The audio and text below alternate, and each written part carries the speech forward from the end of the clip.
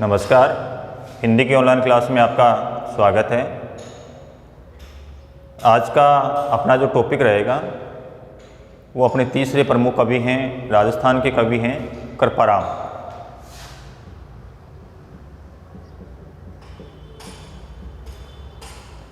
कृपाराम का पहले अपन परिचय पढ़ेंगे और फिर इनके नीति के जो दोहे हैं उन नीति के दोहों का अपन विस्तार से अध्ययन करेंगे। तो सबसे पहले बात कृपाराम हैं, वो राजस्थान के कवि हैं, राजस्थानी भाषा के ये कवि हैं, डिंगल और पिंगल के ये कवि हैं। तो सबसे पहले बात करते हैं इनके जन्म की कि इनका जन्म कब हुआ था। तो इनका जन्म मानते हैं विक्रम संवत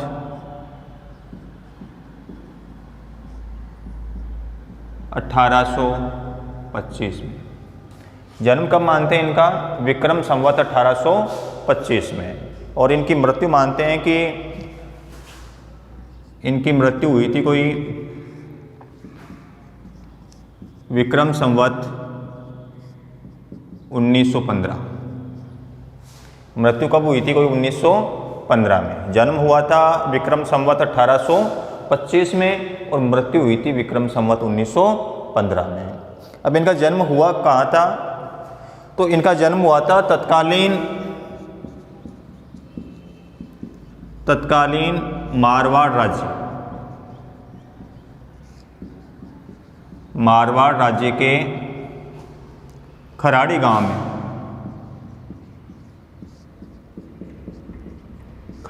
में। जो मारवाड़ राज्य था जिसमें जोधपुर आता है, पाली आती है, नागौर आता है, उस क्षेत्र को पहले क्या कहा जाता था? मारवाड़ कहा जाता था। तो इनका उस समय जो मारवाड़ राज्य था उस मारवाड़ राज्य का एक गांव था, कौन सा? खराड़ी। उस खराड़ी में इनका क्या हुआ था? जन्म हुआ था। और वर्तमान में खराड़ी कहाँ है? नागौर में। नागौर वर्तमान में।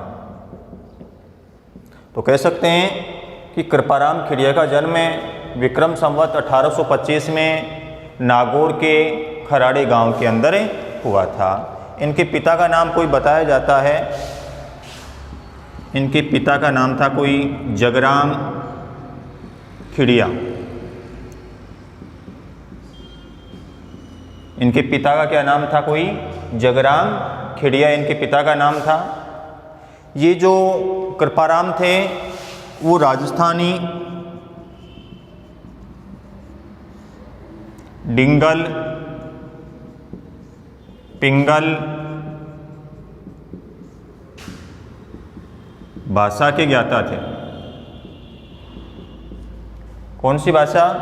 राजस्थानी, डिंगल, पिंगल और इसके साथ साथ वो संस्कृत आदि भाषाओं के क्या थे? ज्ञाता थे, मर्मज्ञ थे। और इन्हीं भाषाओं के मर्मज्ञ होने के कारण, राजस्थानी, डिंगल, पिंगल और संस्कृत भाषा के मर्मज्ञ होने के कारण इनको उस समय के जो राजाओं के दरबार हुआ करते थे उन राजाओं के दरबार में भी इनको आश्रय मिला है। तो इनको जो आश्रय मिला था, एक तो सीकर के जो राजा थे राव लक्ष्मण सिंह थे। राव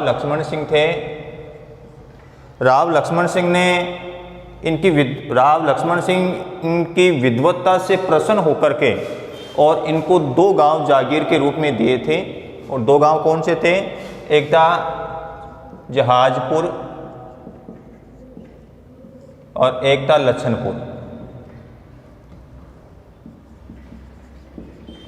लच्छनपुरा।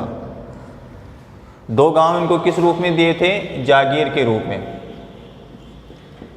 यानी उस गांव में जो भी आय होती थी उस आय से ये अपना गुजारा किया करते थे। तो सीकर के राव लक्ष्मण सिंह थे। राव लक्ष्मण सिंह ने कृपाराम खिड़िया को जहाजपुर और लच्छनपुर 2 गांव थे वो जागीर के रूप में प्रदान किए थे। इसके साथ साथ सीकर के एक राजा और थे, सीकर के राजा देवी सिंह। इस देवी सिंह के दरबार में भी इनको क्या मिला था? आश्रय मिला था। सीकर के राजा देवी सिंह के दरबार में ये रहा करते थे।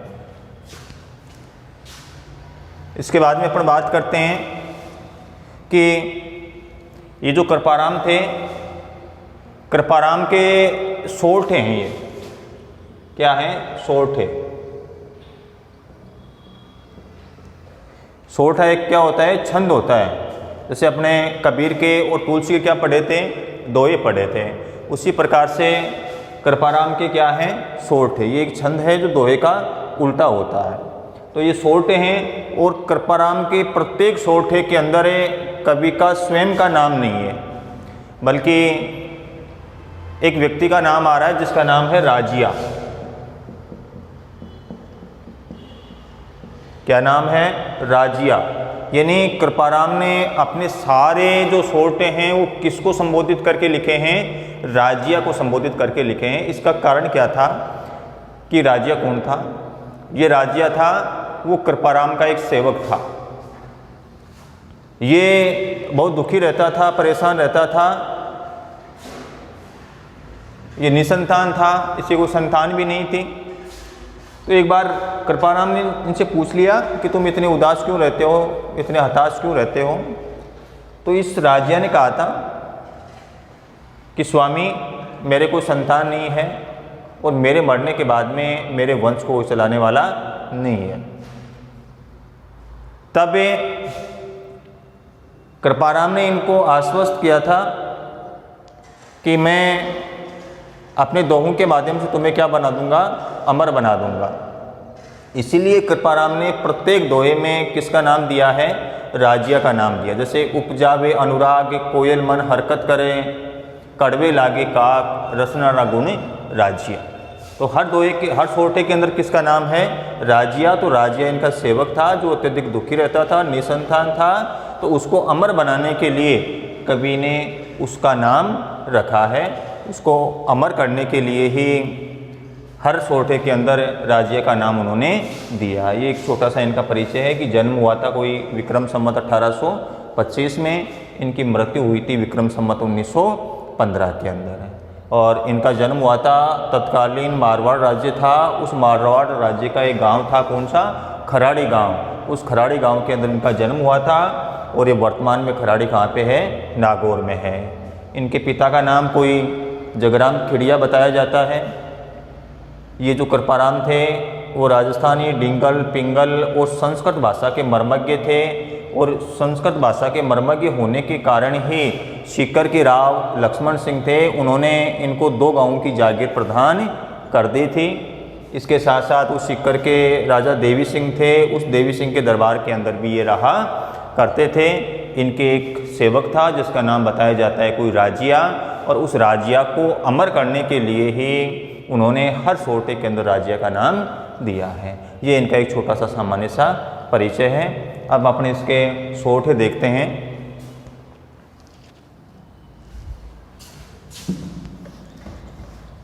सारे नीति के इनके सोरठे हैं जो हर व्यक्ति के ऊपर सटीक बैठते हैं। नीति संबंधी बातें कही हैं जो समाज में अपन देखते हैं, उन्हीं बातों को उन्होंने राजस्थानी भाषा के माध्यम से पिरोया है। बहुत ही अच्छी नैतिकता से भरी बातें इन्होंने कही हैं। इनका पहला जो सोरठा है वो देखते हैं। पहला सोरठा है इनका उपजावे अनुराग, कोयल मन हरकत करे,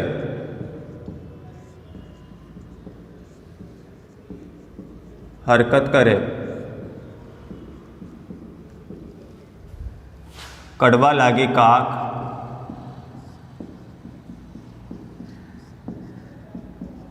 रसनारा गुण राजिया।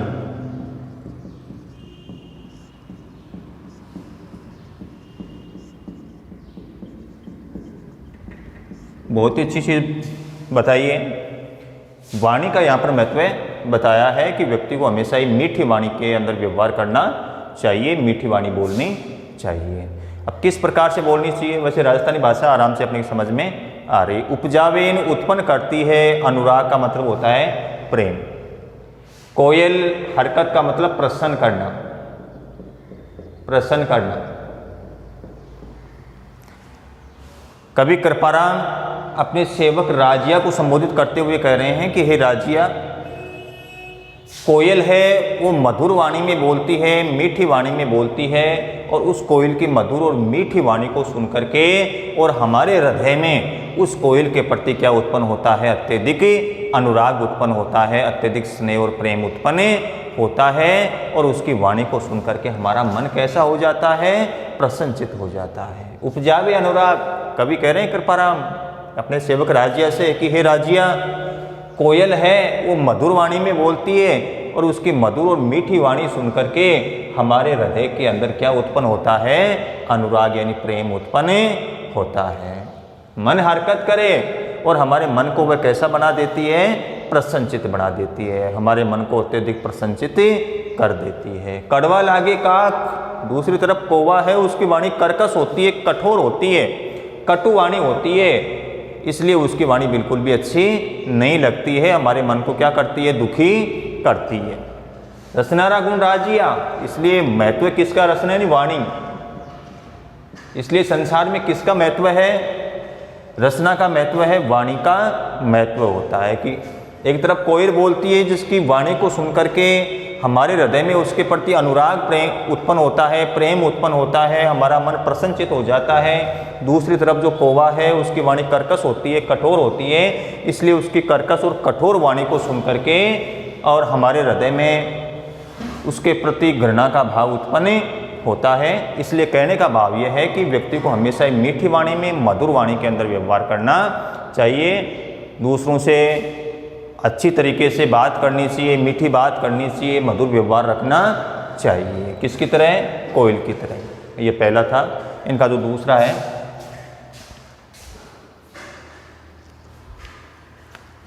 दूसरा है इनका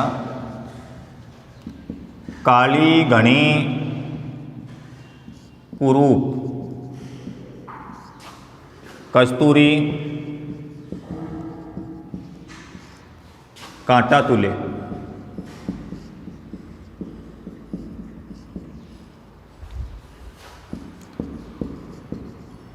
शक्कर बड़ी स्वरूप रोड़ा तुले राजिया। देखो कितनी अच्छी बात कही है। इसमें गुणों का महत्व होता है, यानी व्यक्ति के बाहरी रंग रूप का कोई महत्व नहीं होता है। महत्व हमेशा किसका होता है? गुणों का महत्व होता है, आंतरिक महत्व होता है। बाहर से चाहे व्यक्ति कितना भी सुंदर हो, लेकिन अगर उसका चरित्र अच्छा नहीं है तो वह व्यक्ति कभी अच्छा नहीं बन सकता। और वह व्यक्ति चाहे बाहर से देखने पर कुरूप लगे, भद्दा लगे, काला लगे, लेकिन अगर उसके अंदर गुण हैं तो वह व्यक्ति कैसा है? अच्छा है। इस सोठे के माध्यम से कवि कृपाराम ने इसी चीज़ को समझाया है कि महत्व व्यक्ति के गुणों का होता है, उसके बाहरी आवरण का कोई महत्व नहीं होता है। कैसे नहीं होता है? काली घनी कुरूप कस्तूरी कांटा, कांटा होता है इसमें सोना चांदी तोला जाता है, सोना चांदी। काली घनी कुरूप, कुरूप का मतलब बहुत ही बुरी। कस्तूरी कांटा तुले, कवि कृपाराम कह रहे हैं कि कस्तूरी जो हिरण की नाभि में होती है वो कैसी होती है? बहुत ही काली होती है और बहुत ही भद्दी होती है। काली घनी कुरूप, कौन? कस्तूरी। कवि कृपाराम अपने सेवक राजिया से कह रहे हैं कि राजिया, इस संसार के अंदर गुणों का महत्व है, बाहरी आवरण का कोई महत्व नहीं है, आंतरिक आवरण का महत्व होता है। कि जिस प्रकार से कस्तूरी मृग होता है, उस कस्तूरी मृग की नाभि के अंदर जो कस्तूरी होती है वह कस्तूरी देखने में बहुत ही काली होती है और बहुत ही कैसी होती है? कुरूप होती है, भद्दी होती है, लेकिन फिर भी उसको सोना चांदी तोलने वाले कांटे पर उसको तोला जाता है। इन मूल्यवान है और मूल्यवान होने के कारण किस में तोला जाता है? उसको सोना चांदी तोलने वाले कांटे पर उसको तोला जाता है। दूसरी तरफ शक्कर बड़ी स्वरूप, शक्कर होती है, चीनी होती है, वो बिल्कुल सफ़ेद होती है, रोड़ा तुले राजिया, लेकिन उससे पत्थर के बाटों से तोला जाता है। इसलिए बाहरी रंग रूप के आधार पर व्यक्ति की पहचान कभी नहीं होती है, व्यक्ति की पहचान उसके आंतरिक गुणों के आधार पर की जाती है। कि कस्तूरी होती है, काली होती है, कुरूप होती है, भद्दी होती है, लेकिन फिर भी उसको किससे तोला जाता है? सोना चांदी तोलने वाले कांटे पर उसको तोला जाता है। दूसरी तरफ शक्कर होती है, वो स्वरूप होती है, यानी सुंदर होती है, सफ़ेद होती है, लेकिन फिर भी उसको पत्थर के बाटों से तोला जाता है, यानी उसका मूल्य कम होने के कारण इस प्रकार का कार्य किया जाता है। तो संसार में गुणों का महत्व होता है। अगला देखते हैं।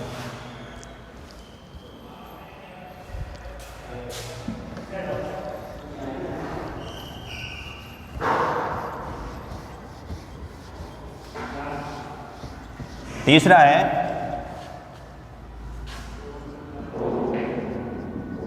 डूंगर जलती लाय, लाय जोवे सारोई जगत, सारो ही जगत।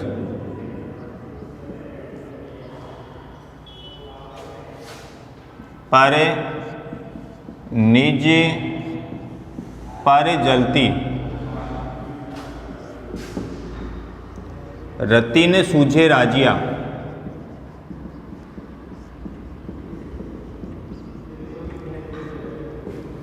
बहुत ही अच्छी चीज़ कही है कि संसार में इस प्रकार के लोग बहुत सारे मिलते हैं जो स्वयं की बुराइयों के ऊपर, स्वयं के दोषों के ऊपर ध्यान नहीं दे करके और दूसरे के दोषों के ऊपर उनका ध्यान जाता है। इसी प्रकार के व्यक्ति संसार में सबसे अधिक होते हैं जो खुद की कमियों की तरफ ध्यान नहीं देते और दूसरे की एक छोटी सी छोटी कमी भी उनको दिखाई दे जाती है। स्वयं के दोष उनको नहीं दिखते हैं और दूसरे के दोष उसको दिख जाते हैं। इसी चीज़ को उन्होंने यहाँ पर समझाया है कि डूंगर जलती लाए, जोवे का मतलब देखता है, सारा ही जगत यानी पूरा ही संसार।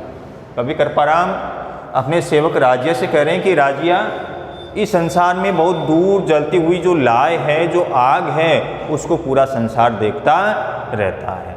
पर निज पर जलती रति, रति ने बिल्कुल भी न सूझे राजिया, लेकिन स्वयं के पैरों में जो आग जल रही है वो उनको बिल्कुल भी दिखाई नहीं देती। संसार के लोगों का व्यवहार ऐसा ही होता है कि बहुत दूर जलती हुई लाय है वो उनको दिखाई दे जाती है, लेकिन स्वयं के पैरों में जो लाय जल रही है, आग जल रही है, वह उनको दिखाई नहीं देती है। कहने का भाव ये है कि संसार में व्यक्ति दूसरे के दोष, दूसरे की कमियां और दूसरे के अवगुण उसको जल्दी दिखाई दे जाते हैं, लेकिन स्वयं के अंदर रहने वाले जो अवगुण हैं, दोष हैं, वो उनको बिल्कुल भी दिखाई नहीं देते हैं। इसी प्रकार का व्यवहार आज व्यक्ति का हो गया है। इसलिए दूसरे के अवगुणों को देखने से पहले व्यक्ति को अपनी अंतरात्मा में झांकना चाहिए कि मैं दूसरे के दोषों को तब तक नहीं बता सकता, नहीं देख सकता, जब तक कि मैं अपने मन को पवित्र नहीं कर लेता। इसलिए संसार में दूर जलती हुई लाय है, आग है, उसको सारा संसार देखता रहता है, लेकिन स्वयं के पैरों में लगी हुई जो आग है उसको वो बिल्कुल भी नहीं देख पाता है। ठीक है, अगला है अपना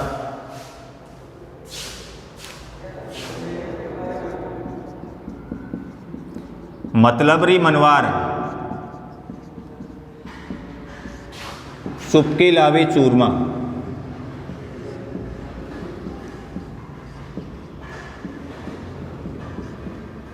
बिन मतलबरी मनवार,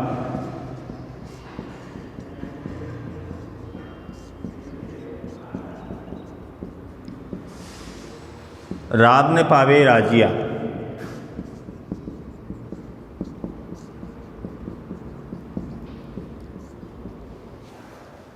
देखो कितनी अच्छी बात कही है।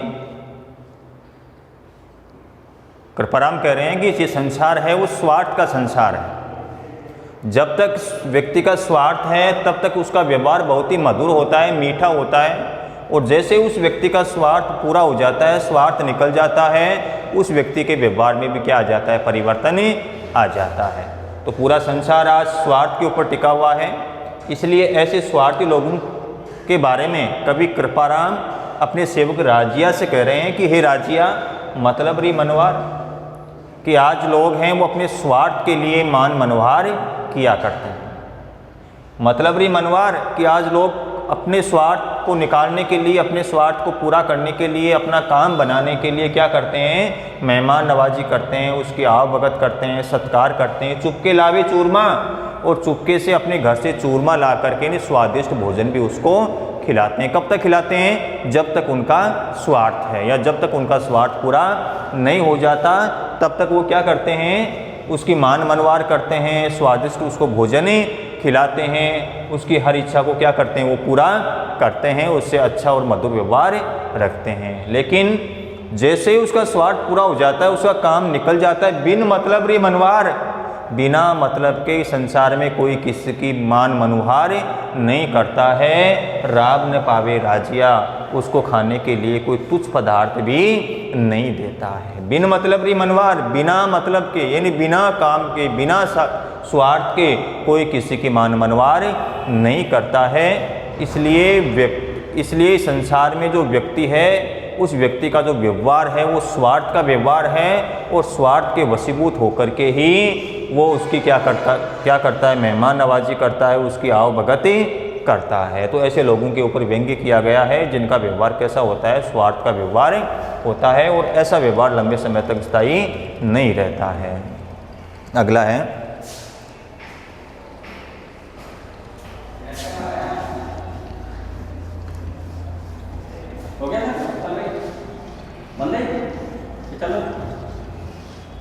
अगला है मुख ऊपर मिठास,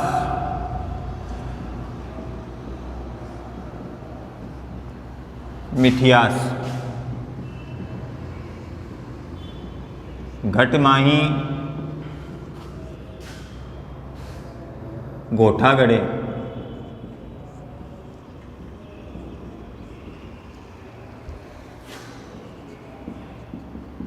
इसडासु इकलास,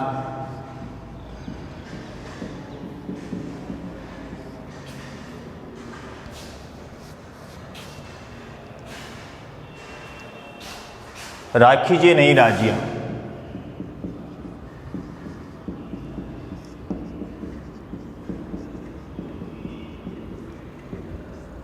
क्या कह रहे हैं, मुख ऊपर मिठास, घटमाई गोटा गड़े, इसरासु इकलास, राखीजे नहीं राजिया।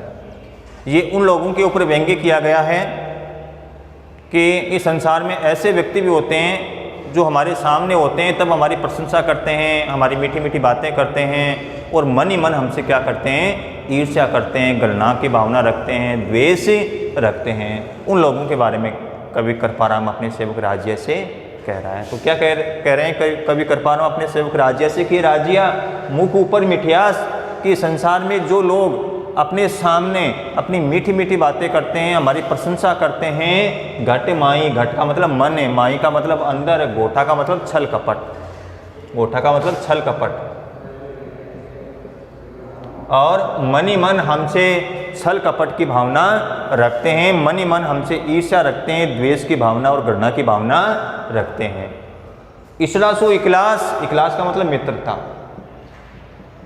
ऐसे लोगों से कभी, इसरा का मतलब ऐसे लोगों से कभी मित्रता नहीं रखनी चाहिए। तो कवि कृपाराम के अनुसार कौन से लोगों से मित्रता नहीं रखनी चाहिए, कवि कृपाराम के अनुसार उन लोगों से कभी मित्रता नहीं रखनी चाहिए जो लोग हमारे सामने हमारी प्रशंसा करते हैं, मीठी मीठी बातें करते हैं, और मन ही मन हमसे जलते हैं, ईर्ष्या की भावना रखते हैं, हमें धोखा देने की सोचते हैं, हमसे छल कपट करने की सोचते हैं। ऐसे लोगों से कभी मित्रता नहीं करनी चाहिए। राखीजे नहीं राजिया, यानी उनसे बिल्कुल भी मित्रता नहीं रखनी चाहिए। ऐसे लोगों से हमेशा ही दूर रहना चाहिए। कौन से लोगों से दूर रहना चाहिए, उन लोगों से दूर रहना चाहिए जो हमारे सामने हमारी प्रशंसा करते हैं, हमारी चापलूसी करते हैं, हमारी मीठी मीठी बातें करते हैं, और मन ही मन हमसे ईर्ष्या, घृणा, द्वेष आदि की भावना रखते हैं। ऐसे लोगों से कभी मित्रता नहीं रखनी चाहिए। ऐसे लोगों से हमेशा ही दूर रहना चाहिए।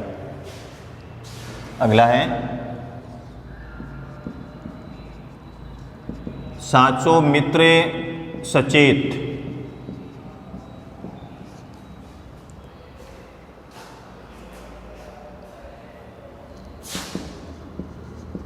कहो काम न करे किसो,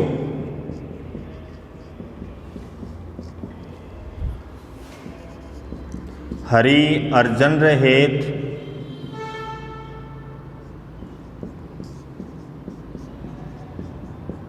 रत कर हांक्यो राजिया।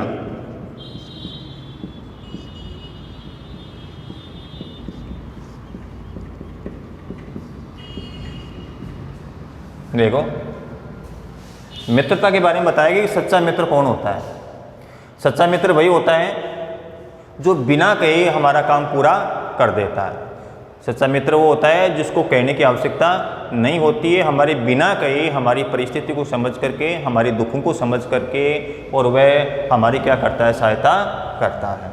इस चीज़ को उन्होंने एक महाभारत के उदाहरण के माध्यम से समझाया है। साचो मित्र सचेत। कवि कृपाराम अपने सेवक से कह रहे हैं कि राजिया, सच्चा मित्र हमेशा ही सचेत होता है, सावधान होता है, जागरूक होता है। कयो काम ने करे किसो, कि उसको किसी काम को कहने के लिए उसको किसी काम को करने के लिए कहने की आवश्यकता नहीं होती है। सच्चा मित्र वही होता है जिसको किसी काम को करने के लिए कहने की आवश्यकता नहीं होती है, यानी वो बिना कहे ही अपने मित्र के हर काम को पूरा कर देता है या अपने मित्र को संकट से बाहर निकाल लेता है। वही क्या होता है, एक सच्चा मित्र होता है।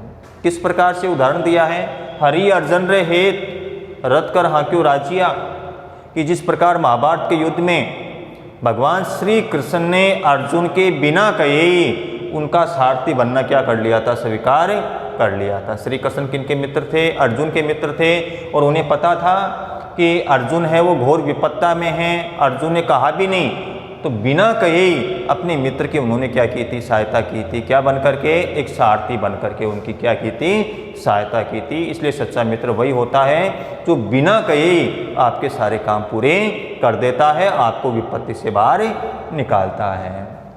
अंतिम है,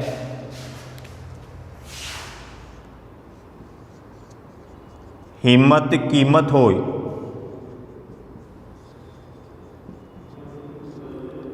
बिन हिम्मत कीमत नहीं। बिन हिम्मत कीमत नहीं।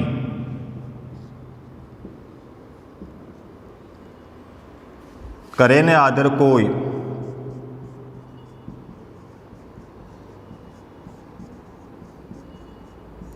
रद्द कागज जू राजिया।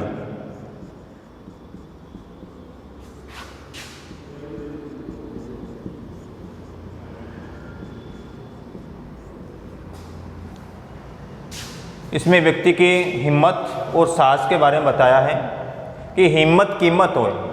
कवि कृपाराम अपने सेवक राजिया से कह रहे हैं कि राजिया, इस संसार में जिसके पास हिम्मत है उसी व्यक्ति की क्या है, कीमत है, उसी व्यक्ति का मूल्य है। हिम्मत कीमत हो। इस संसार में जो व्यक्ति बलशाली है, हिम्मत वाला है, साहस वाला है, उसी व्यक्ति की कीमत है, उसी व्यक्ति का मूल्य है।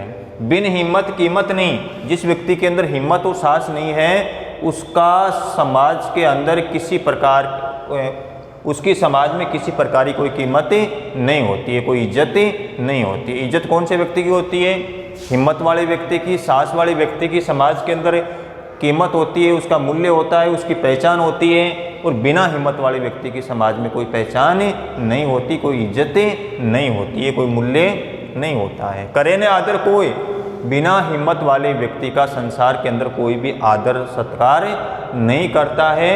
रद्द कागज जो राजिया, और वह व्यक्ति किसके समान होता है, एक रद्दी कागज के समान होता है। कि जिस प्रकार से रद्दी कागज को अपन फेंक देते हैं और कोई भी उसके ऊपर पैर रख करके चला जाता है, उसी प्रकार बिना हिम्मत वाला व्यक्ति होता है वो किसके समान होता है, एक रद्दी कागज के समान होता है। इसलिए इस संसार में उसी व्यक्ति की पहचान है जिसके अंदर क्या होती है, हिम्मत होती है। ये अपना कृपाराम पूरा हो गया है। आगे की वीडियो में अपन अगला पार्ट देखेंगे। धन्यवाद। जय हिंद।